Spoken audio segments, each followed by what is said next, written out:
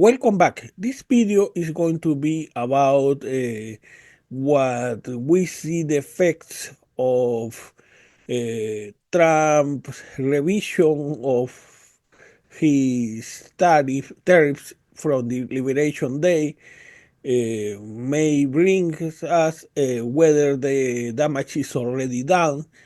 Of course, we cannot know yet what is going to happen in about 80 days when Trump decides if he's going to introduce tariffs in electronics, tariffs in other issues, excuse me, in other items, and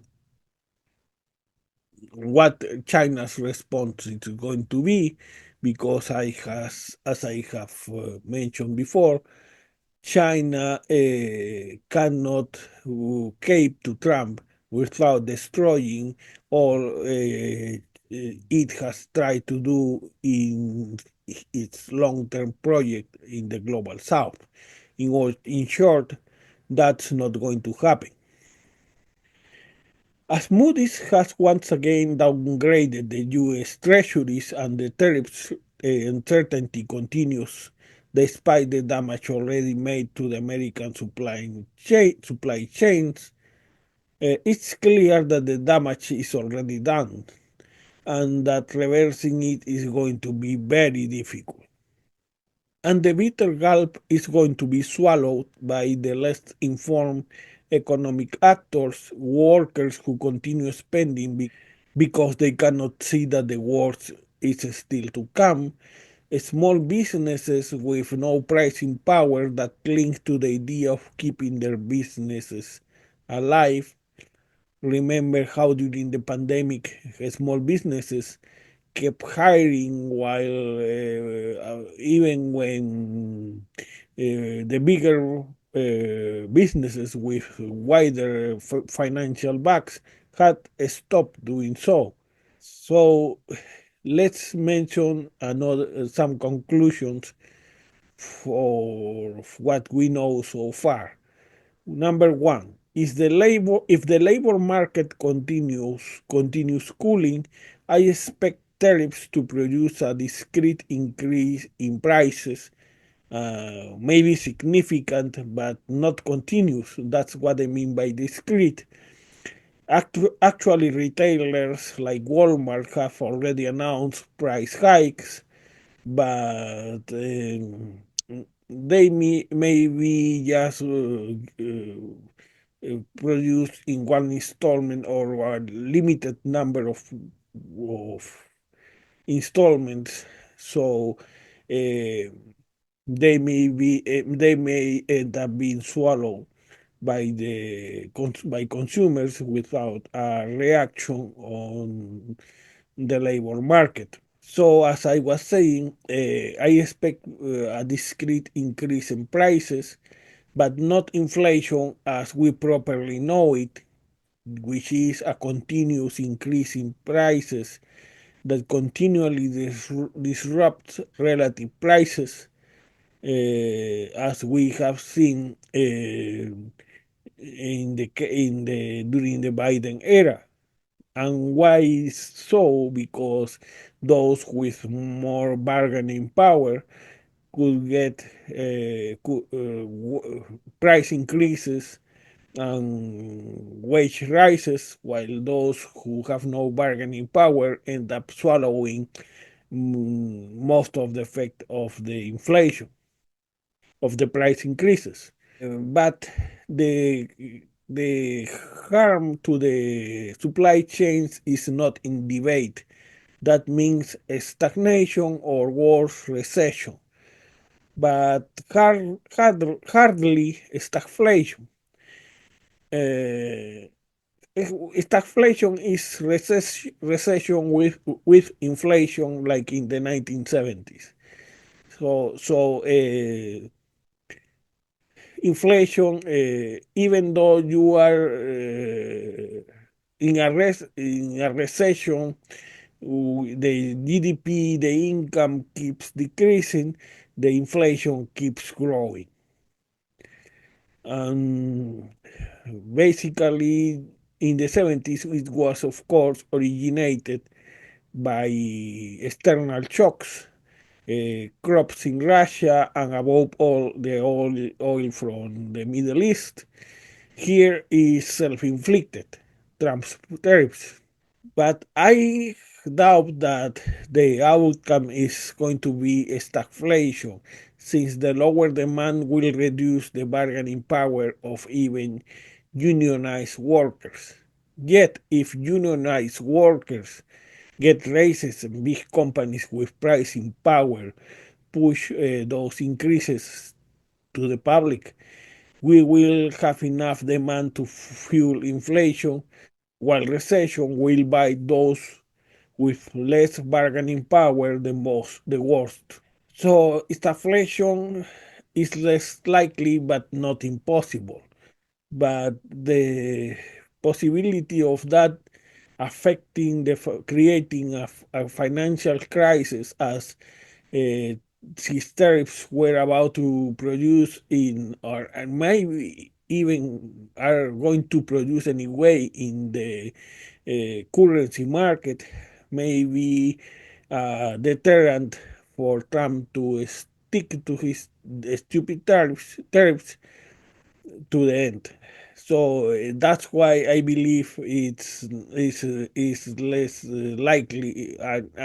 Stagflation is less likely that, but recession with discrete increases in prices, eroding the purchasing power of small businesses and most consumers is the most likely scenario. Let's not forget that US employers have just added 177,000 jobs despite uncertainty and that normally those less informed small business with no pricing powers as are the last to lay off workers, as well as less wealthy and less informed consumers, and the less likely to realize that the worst is still to come and to create a safety net. Notice that for those making less than $100,000, the levels of inflation uncertainty are the same as in June 2022, when Biden's inflation was at its peak, and that the level of income expectations is at about pandemic levels. And most of these workers are probably non unionized, those who will bite the bullet at the end. Things can be much, much worse, though, if the uncertainty at the upper levels where income agents have pricing powers and are overrepresented in owning securities triggers an overreaction. That would mean a financial crisis, of course. Financial crisis that was what not certain but very likely in if you follow the debate between Paul Krugman and Tankus. Number two, as Paul Krugman says, oil futures, currency, and treasuries investors are more reliable indicators of the economy than the stock change, despite global uncertainty, which should be pushing the dollar upwards. The dollar has almost lost 10% of its value since inauguration day, with more than half of that decline coming from this month. The Yale Budget Lab finds that the damaging effects of Trump's tariffs are only modestly mitigated by his surrender to China, what I call capitulation day, when he reduced China's tariff from 145% to 30%.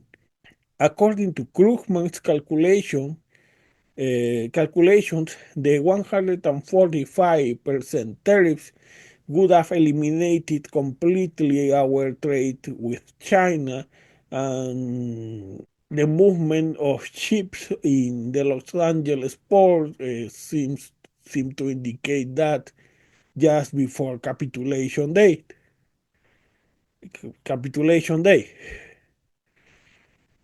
But the 30% to which they fell on capitulation day is will still reduce our bilateral trade with China by two-thirds. Therefore, even if at the end of the 90 days declared in capitulation day, the day Trump came to China to avoid a financial crisis in the bond market, tariffs remained at the current levels, the harm caused to the supply chains will still be immense. Number three, even in the fairy tale scenario where uncertainty ends tomorrow, the markets regain confidence in Trump stops trying to make America great again, and so on. The long-term damage will be difficult to avoid, much less reverse.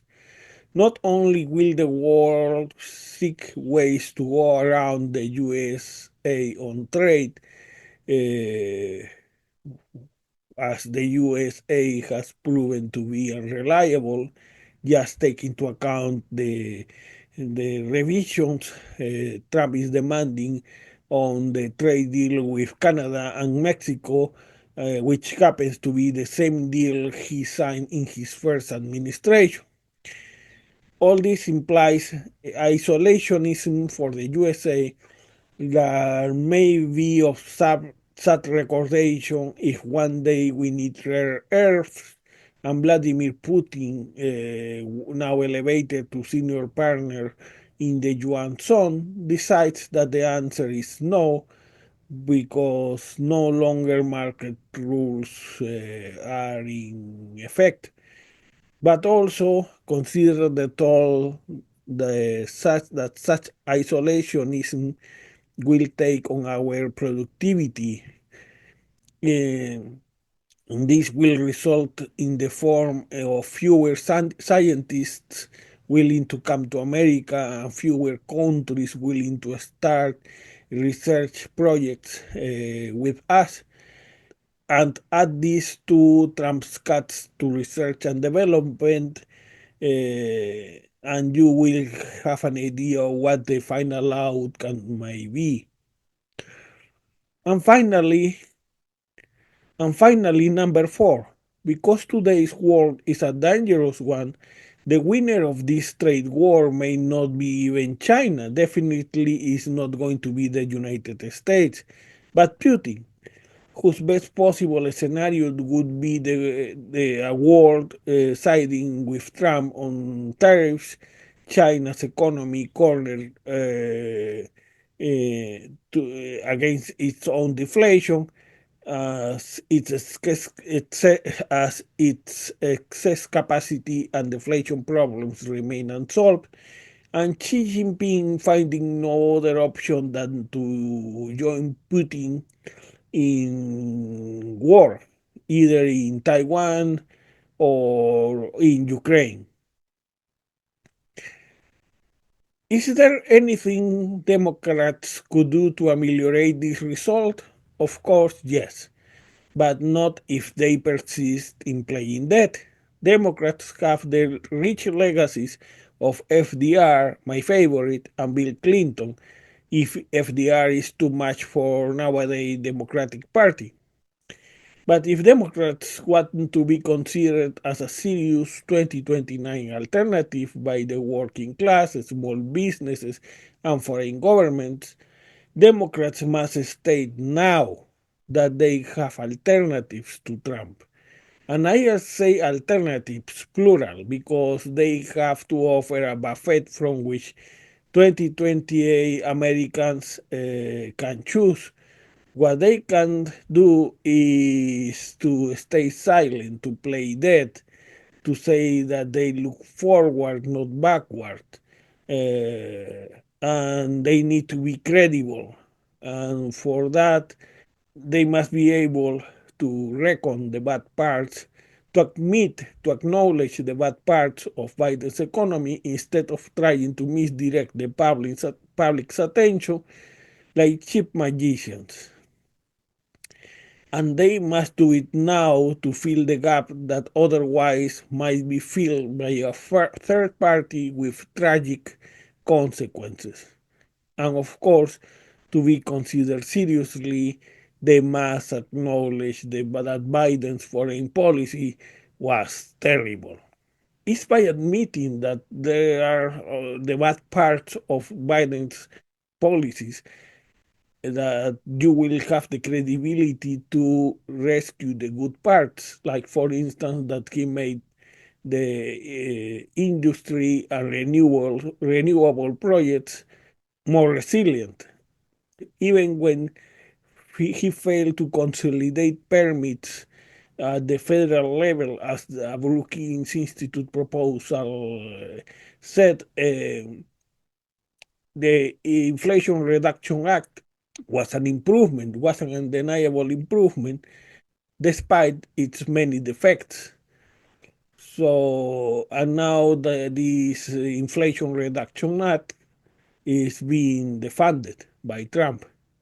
So how are you going to defend it if you are not credible? And how are you going to be credible if you, despite the rebuke made by the voters in 2024, you continue behaving like cheerleaders or saying idiotic things like look forward, not backwards? So, as I have mentioned before, it's not, unfortunately, the Democratic Party who is going to save itself. We have to save the Democratic Party so we can save ourselves, because otherwise, if levels of apathy increase significantly, because the Democratic Party is seen as weak and woke, or of worse, a third party emerges, we could have another MAGA president in 2029, and then, uh, well, what can I say? Having said that, let me leave you with our newscast. Good evening. This is Brian Thomas Simons, and these are the main headlines of this hour. Among other news, New 266 executive decisions were released in the Oval Office during the weekend. Among them, 1. Gifts given to President Trump, and only to President Trump, by foreign governments or agents or campaign contributors out of the kindness of their hearts won't be considered in violation of the Emoluments Clause. 2. From now on, Eric Trump's last name will be changed to Jones, and his admission to the White House will be denied. The purpose of this executive decision will be to prevent President Trump from embarrassing himself every time he has to introduce him as his son to visitors. 3. In 2029, the Donald J. Trump Presidential Library will regift President Trump the $400 million plane he was recently gifted by the government of Qatar as a reward for being the best president ever.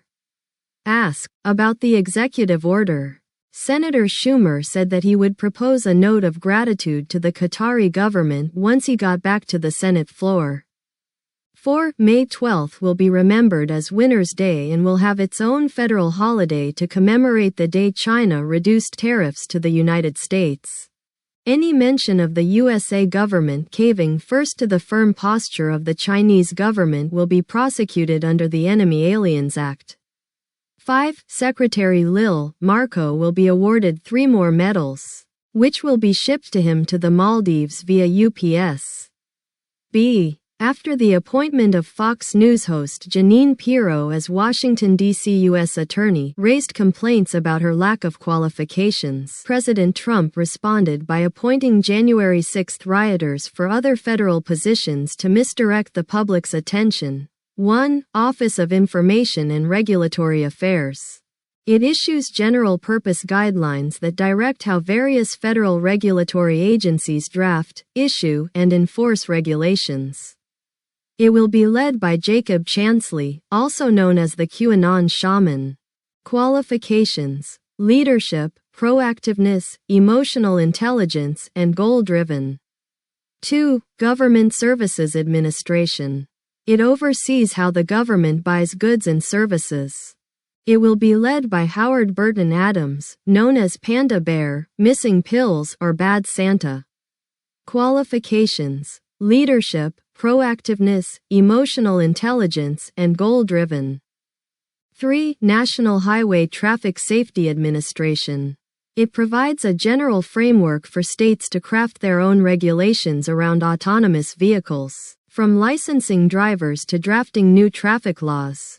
It will be led by Russell Dean Alford, also known as MAGA Duck Dynasty or Missing Rent.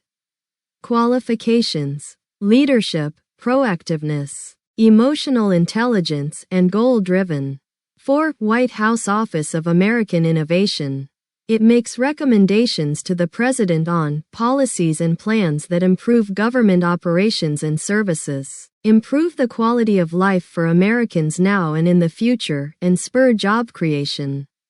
It will be led by Terry L. Allen, also known as Liberty Tax Service or Depressive Uncle Sam. Qualifications: leadership, proactiveness, emotional intelligence, and goal-driven. 5. Office of the Comptroller of the Currency. It regulates specific aspects of the American banking system, such as bank liquidity, money laundering, and terrorism finance. It will be led by Paul Hodgkins, also known as Jesus MAGA, MAGA Jesus, Dropout Jesus, or Trailer House Jesus. Qualifications: leadership, proactiveness, emotional intelligence, and goal-driven. 6. National Institute of Standards and Technology. It's responsible for setting measurement standards for American industry, everything from the standard reference data in research to the metrics used for weight and physical distance. It will be led by Jordan Mink, also known as Fentanyl, Pink Slip, or Rent Behind. Qualifications: leadership, proactiveness, emotional intelligence, and goal-driven. Also good with tools. 7. Centers for Medicare and Medicaid Services. It controls the highly coveted reimbursement process for Medicare expenses. It will be led by Connie Meggs, also known as Trailer Woman, Homeschooling, Halloween, and Lost Cause. Qualifications: why not? C. Press Secretary Caroline Leavitt.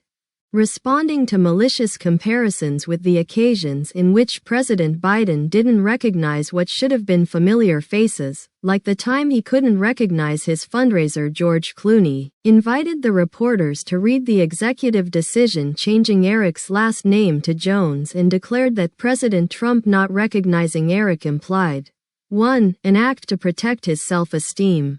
What else could you do if you had to face the fact that you have had a son like Eric? Asked Leavitt rhetorically. 2. A decision made on national security grounds. Having to admit that you have a son like Eric could be used to blackmail the president, clarified Leavitt. 3. A humanitarian act.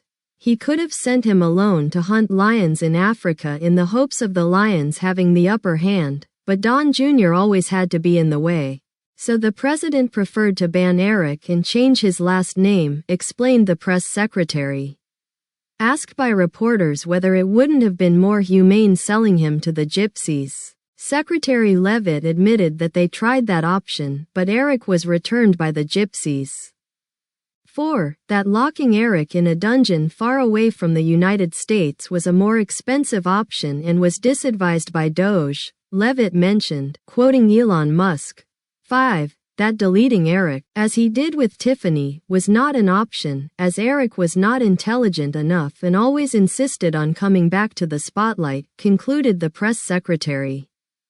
DNC Vice Chair David Hogg rebuffs Representative Clyburn's reluctance to give up his seat. After learning of DNC Vice Chair Hogg's declarations criticizing Representative Jim Clyburn for clinging to his seat, Clyburn, visibly emotional, told reporters last week that giving up his House seat would mean giving up his life. DNC Vice Chair Hogg was adamant, though, arguing that seats in Congress don't belong to representatives, but to the young. There are so many kids who are cool, and yet can't get seats in Congress because old caciques put their own vanity before the vanity of young kids who are indeed cool, responded David Hogg to Clyburn's declarations. Voters rejected them because they are old and because they are not cool, so here, in Leaders We Deserve, we are committed to replacing the old guard with cool kids. Cool kids who will go to Congress to express themselves and show everybody that they really are cool. That's why, using 2 basic litmus tests, we have been able to select candidates for the upcoming midterms. In this endeavor, we have decided to listen to the people, and that's why we have scouted our candidates in Starbucks nationwide. So, those litmus tests, the basic qualifications every candidate must meet, are that the candidate must be young and that he, she, it, them, must also be cool. In short, candidates who will be able to captivate the working class. That's how we have been able to recruit amazing candidates. Among them, 1. Christian Carranza, Texas House of Representatives. She, her. Christian is a dreamer and a visionary who always knows what's in style. Her preferred Starbucks latte is cinnamon dolce latte, and she is specializing in gender studies at Rockville University. Her preferred hobby is listening to Taylor Swift's songs. Her favorite show is Stranger Things. Favorite video game, Concord. 2. Luis Mata, Tennessee House of Representatives. He, her, whatever. Luis is a sensitive and artistic young non-binary person whose life was deeply marked by the character played by Mateo, the character played by actor Nico Santos in the several TV series Superstore. As proof of his commitment, he, her, whatever shows the 10 stitches he, her, whatever got after demanding from fellow Hispanics the use of the term Latinx. Favorite singer, Lady Gaga. Favorite show, Stranger Things. Favorite video game, Dustborn. Favorite Starbucks drink, Cafe Latte. Favorite video game, Spider-Man 2. 3. Dante Pittman, North Carolina House of Representatives. He, him. Dante is the youngest candidate recruited so far by Leaders We Deserve, and his attitude always brings visibility to the issues he champions, among them. Another season for Stranger Things, tougher characters in Marvel movies, and lower prices at Starbucks. Favorite show, Stranger Things. Favorite video game, Portal Knights. Favorite Starbucks drink, Mocha Frappuccino. 4. Nate Douglas, Florida House of Representatives. They, them. Nate are 2 siblings who share the same name. Their passion is education and the criminal justice system, as both are dropouts who have first-hand knowledge of the inequities of Florida's penal system. They also believe that reparations and looting are civil rights protected by the Constitution. Favorite video game, Grand Theft Auto, and all its sequels. Favorite Starbucks drink, Lavender Oat Milk Latte. 5. Oscar de los Santos, Arizona House of Representatives. She, them, all of them. Oscar is an artistic member of the LGBTQ+ Disney Plus community. Like Luis, she, them, all of them. Also got 10 stitches after demanding from fellow Hispanics the use of the term Latinx. Pet projects, legislation demanding the use of pronouns in all federal buildings. Funding at least one Pride Parade every spring, and inviting children to become trans kids starting from age 7. Favorite video game, Dragon Age, The Veilguard. Favorite Starbucks drink, Caramel Brulee Latte. Favorite movie, Cuties, 2020. Representatives Alexandria Ocasio-Cortez and Judy Chu settled a lawsuit against Leaders We Deserve for stealing the concept of their campaign, Choose Your Fighter. It was known that the lawsuit filed by Representatives Ocasio-Cortez and Chu on behalf of Choose Your Fighter was settled with Leaders We Deserve co-founder David Hogg. As a result of the agreement, David Hogg's organization will be able to use the word woke certified in their political communications, just as Senator Sanders's oligarchy tour. In exchange, the oligarchy tour will be able to count on 10 provenly cool kids whose role will be expressing themselves at every one of Sanders's rallies. It's a win-win deal, announced David Hogg in the company of Representatives Ocasio-Cortez and Chu in an improvised press conference outside the DNC's facilities. Former Washington Post reporter and now host of a new YouTube channel, Cleve R. Wootson Jr., raised his hand to ask whether Senator Sanders was aware of this agreement and was immediately expelled from the conference and fired from his new channel, once again, by Press Secretary Caroline Leavitt, who somehow showed up at the event as soon as Wootson finished his question. Just 24 hours after the IMF representatives left for Washington for deliberations and the investigation of new pocket change scandals was announced by the opposition, the Peronists, more damaging news was revealed by the newspaper Clarín. The new investigation into other possible scandals includes 1. Milei demanding kickbacks from street vendors irregularly allowed into the Casa Rosada. 2. Milei seizing public workers' lunchboxes and installing kiosks with prepared food at inflated prices. 3. Milei forcing federal workers to join the Argentinian YouTuber Terminester's channel and then demanding kickbacks from the YouTuber. 4. Milei paying his tailor and his Clarin subscription with $Libra meme coins for his suits. 5. Milei having charged Alejandro Fantino $20 for an interview when he charges others $50, and having left the caterer unpaid for 2 Cokes and 2 empanadas. Karina Milei, General Secretary of the Presidency of Argentina and the President's sister, was convoked to a Senate investigation panel inquiring about the Libra scandal. During the session, Ms. Milei was addressed with questions made by the Justicialist Party. Among them, 1. Ms. Milei, please let us know what your pronouns are. 2. Ms. Milei, please detail what you were doing during the latest LGBTQ+ Pride Parade and, if you were not in attendance, please explain why.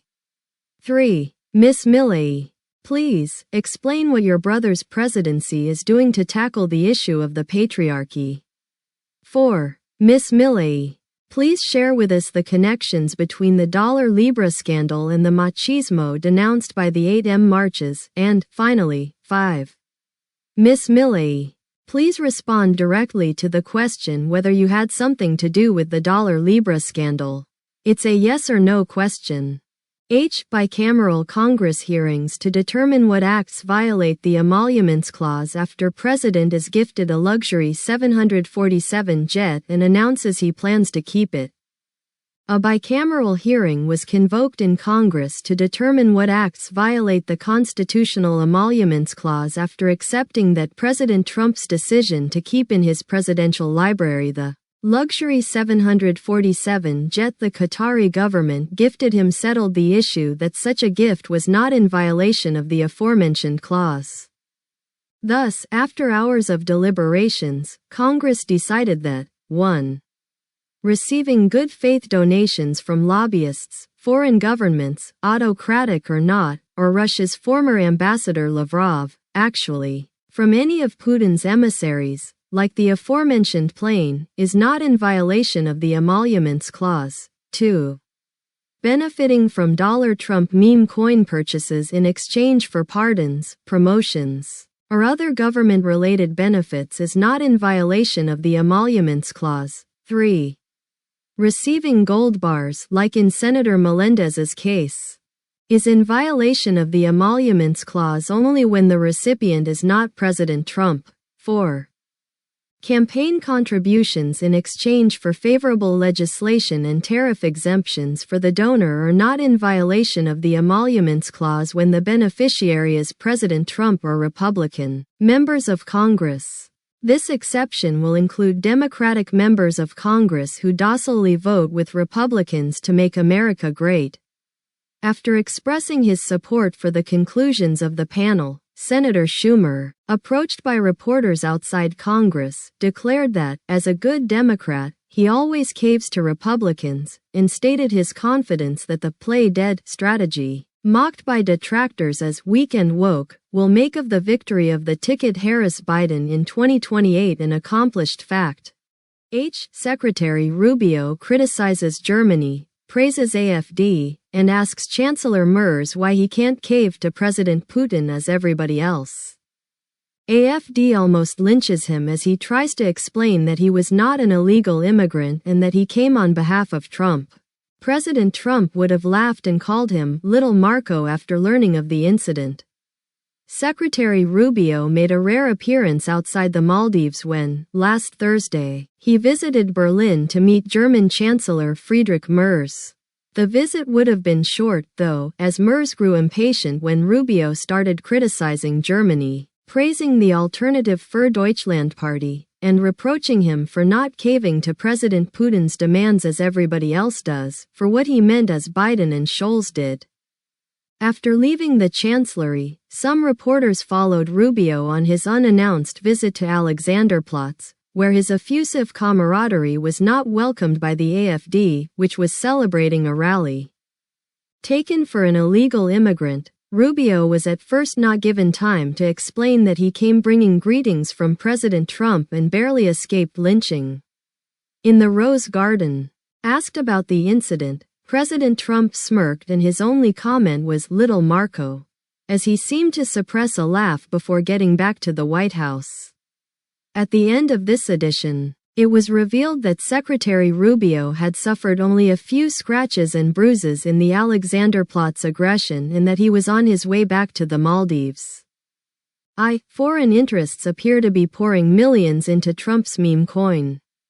Senator Schumer agrees with Republicans. It's not graft if President Trump does it because if so, it's to make America great. And don't forget to watch Rachel Zegler's Snow White on Disney+.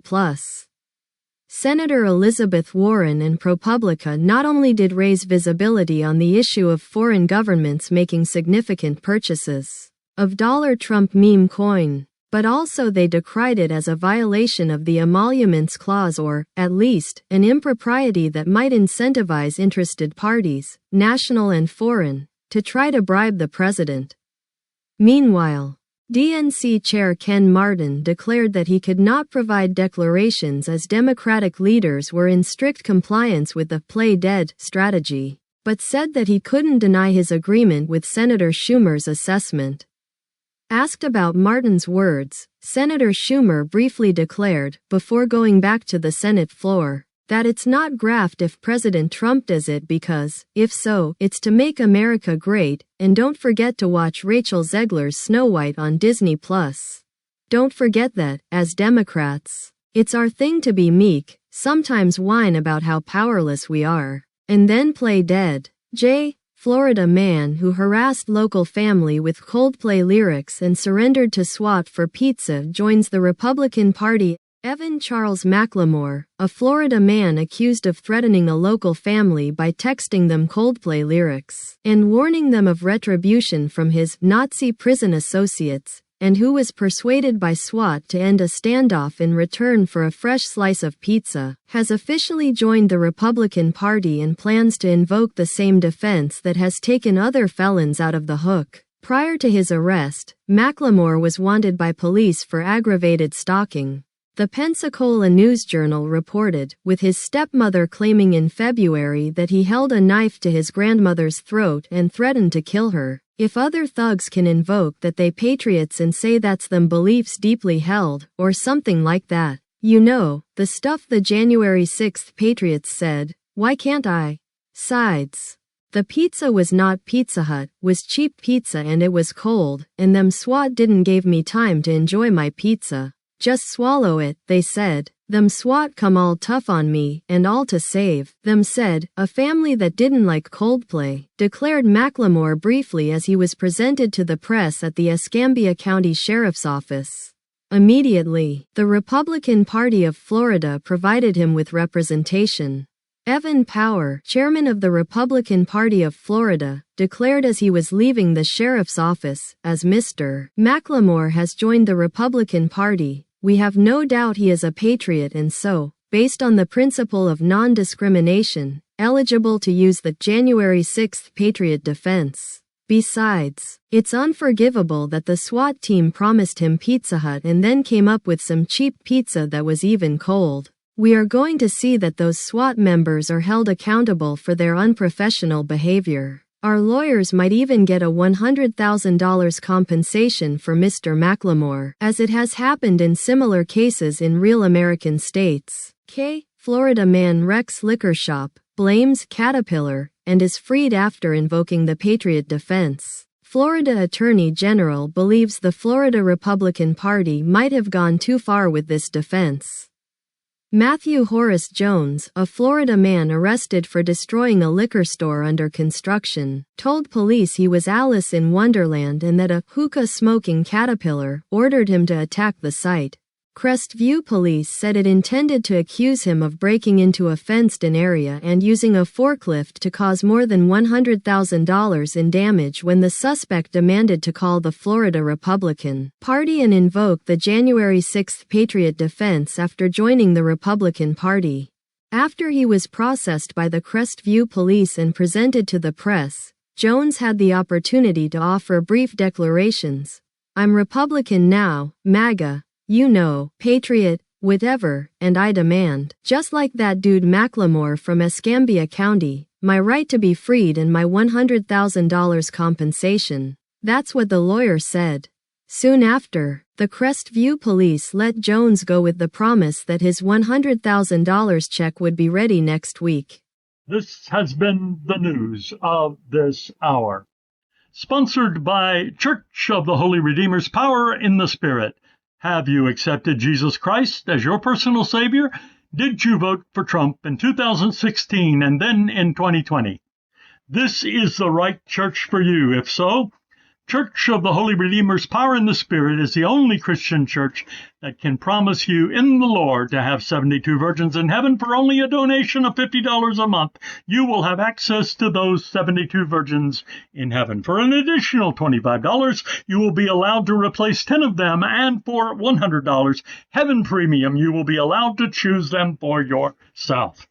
Guaranteed, if you're not satisfied with those 72 virgins after you die, full refund of your money. We accept Visa, MasterCard, American Express, and Discover.